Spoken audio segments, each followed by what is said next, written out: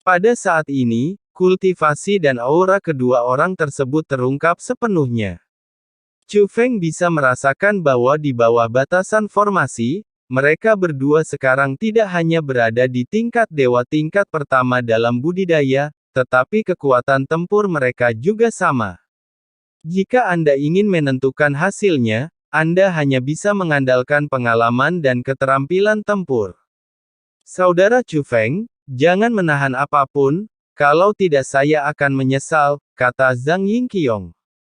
Hal yang sama berlaku untukmu, kata Chu Feng. Jangan khawatir, aku akan melakukan yang terbaik. Ini adalah rasa hormat padamu. Zhang Yingqiong awalnya memiliki senyuman tipis di wajahnya, tetapi saat berikutnya, wajahnya menjadi serius dan matanya menunjukkan cahaya dingin. Saya melihat aliran cahaya lewat. Dalam sekejap, dia mendatangi Chu Feng dan menusuk jantung Chu Feng dengan pedang kayu di tangannya. Tapi dia dengan cepat mengubah posisi pedangnya. Karena dia menemukan bahwa pedang kayu di tangan Chu Feng juga menusuk ke arah jantungnya, jika dia tidak mengubah kekuatan pedang itu, bahkan jika pedang itu menusuk Chu Feng, dia akan mati. Kemudian pedang itu berbalik dan memblokir pedang kayu yang ditusukkan oleh Chu Feng, namun, ketika langkah Chu Feng berubah, pedang kayu itu mengikuti tren, berbalik, dan menyapu ke arah leher Zhang Yingqiong. Zhang Yingqiong ketakutan dengan serangan sengit Chu Feng. Setelah menghindar, dia mundur dan ingin melompat keluar dari lingkaran pertempuran. Tapi Chu Feng memperhatikan niatnya dan segera menindaklanjutinya, tidak memberinya kesempatan untuk melarikan diri sama sekali. Melihat tidak ada jalan keluar, Zhang Yingqiong tertawa keras. Haha, keren, kamu layak menjadi saudara Chu Feng. Melihat bahwa Chu Feng tidak memberinya kesempatan, Zhang Yingqiong tidak bersembunyi, tetapi melakukan serangan balik. Pedang ini sangat mendominasi, dengan kecepatan, kekuatan, dan sudut yang mencapai ekstrim. Melihat pedang ini, Chu Feng tahu bahwa Zhang Yingqiong serius. Pedang ini berbeda dari sebelumnya, dia mulai menggunakan teknik pedang khusus. Terutama pedang serangan baliknya yang sangat ganas, bahkan Chu Feng tidak ingin menjadi kuat, tetapi memilih untuk menyingkirkan pedangnya untuk melawan. Tapi Zhang Yingqiong tidak memberi Chu Feng kesempatan untuk melakukan serangan balik. Setelah satu serangan gagal, bayangan pedang muncul lagi, dan serangan datang satu demi satu. Bayangan pedang memenuhi langit, seperti badai dahsyat, terus-menerus menghantam Chu Feng. Satu pukulan saja akan berakibat fatal. Namun, dalam sekejap, Chu Feng kehilangan keunggulannya dan menjadi pasif. Tapi Chu Feng tidak hanya tidak panik, tapi sebenarnya sangat bersemangat di dalam. Lawan yang kuat dan cukup kuat. Inilah lawan yang dirindukan Chu Feng. Meskipun serangan Zhang Yingqiong sangat sengit, itu semua diblokir oleh Chu Feng dan tidak dapat melukai Chu Feng sama sekali. Meskipun Chu Feng baik-baik saja, Zhang Yingqiong bergumam di dalam hatinya.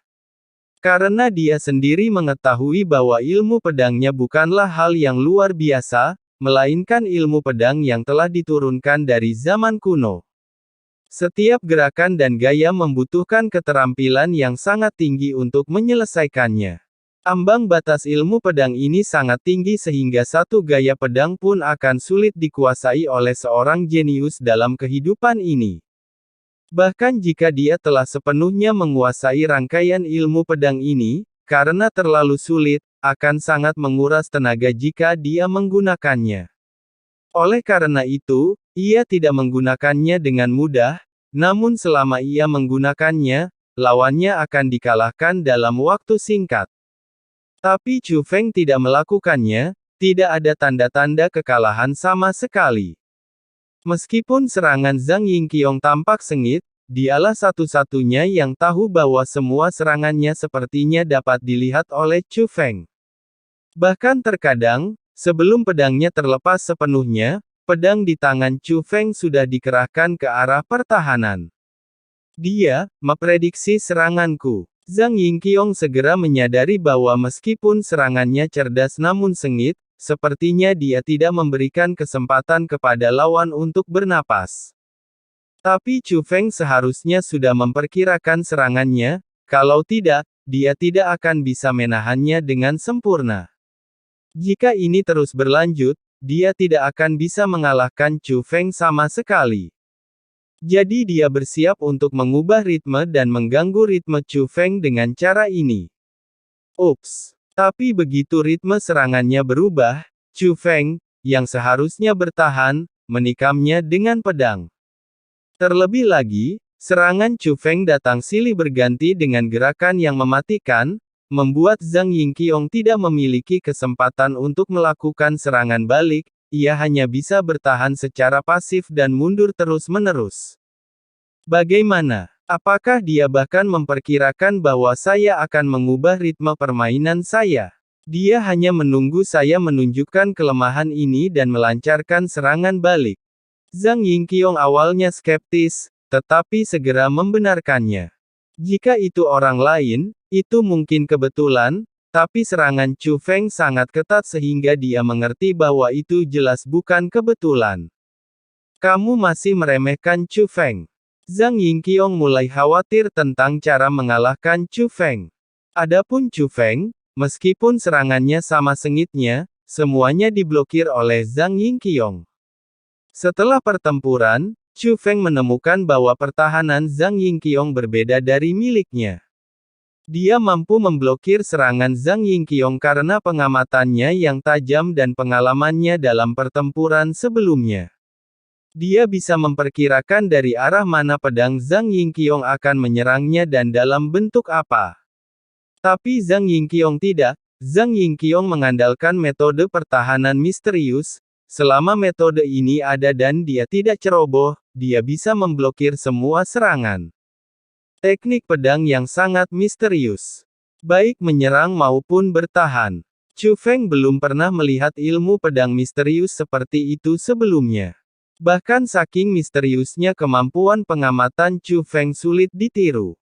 Hal ini membuat Chu Feng semakin yakin bahwa tidak akan mudah untuk mengalahkan Zhang Yingqiong. Di atas dunia ini, seorang pria membawa kapak berdiri di langit berbintang. Lagu panjang umur. Tempat di mana mata Song Changsheng terfokus saat ini kebetulan adalah tempat Chu Feng dan Zhang Yingqiong berada. Bahkan jika dia memiliki kekuatan tersembunyi khusus, sulit untuk menghalangi pandangannya. Ada keturunan yang tidak bisa dipisahkan dari Chu Feng. Semakin banyak Song Changsheng melihatnya, semakin terkejut dia, bahkan dia tidak bisa menahan nafas. Melihat para junior bertarung satu sama lain, apakah kamu merasa semakin tua? Namun tiba-tiba, suara seorang lelaki tua terdengar dari belakang Song Changsheng. Melihat ke belakang, Song Changsheng menunjukkan senyuman dan buru-buru memberi hormat. Senior, dan orang ini adalah Guru Zhang Yingqiong. Guru Zhang Yingqiong tersenyum dan melambaikan tangannya, tidak perlu bersikap sopan. Sudah lama sekali aku tidak bertemu seniorku. Puncak 9 surga benar-benar menarik para senior ke sini, Song Changsheng menghela nafas. Dia selalu acuh tak acuh terhadap orang lain, tetapi ketika menghadapi Guru Zhang Yingqiong, dia tidak hanya tersenyum, tetapi juga menunjukkan rasa hormat penuh. Saya datang ke sini bersama murid saya, kata Guru Zhang Yingqiong. Muridmu. Setelah mendengar ini, Song Changsheng tiba-tiba bereaksi dan berkata, mungkinkah yang itu? Ya, dialah yang berperang melawan Chu Feng, kata Master Zhang Yingqiong. Ternyata dia adalah murid pendahulunya, tak heran, tak heran. Mengetahui bahwa Zhang Yingqiong adalah murid ini, dia tidak terkejut bahwa Zhang Yingqiong memiliki kekuatan seperti itu. Guru Zhang Yingqiong tersenyum dan segera berkata, apakah Anda belum sepenuhnya menguasai api kabut jiwa? Junior itu bodoh dan belum sepenuhnya memahaminya, kata Song Changsheng. Bakatmu akan datang cepat atau lambat. Sebenarnya, ada sesuatu yang ingin saya diskusikan dengan Anda ketika saya bertemu Anda hari ini, kata guru Zhang Yingqiong. Senior, junior bisa seperti sekarang ini, semua karena senior. Kebaikanmu kepada junior ini tidak akan pernah terlupakan dalam hidup ini. Jika kamu membutuhkanku untuk apapun, berikan saja instruksimu dan tidak perlu berdiskusi, kata Song Changsheng.